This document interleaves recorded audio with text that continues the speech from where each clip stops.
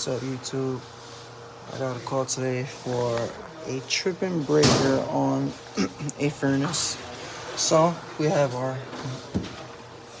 disconnect here, and we have our other disconnect right here. Now they say every time the breaker is flipped, it just instantly trips. So this is the corporate breaker now. Instantly trips. Now process of illumination, disconnect all fuses. Every fuse came with my meter. Obviously it's not gonna read over there. Just looked into the box and here's our culprit.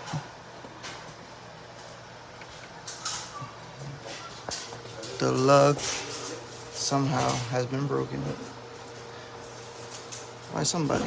So that was a quick fix.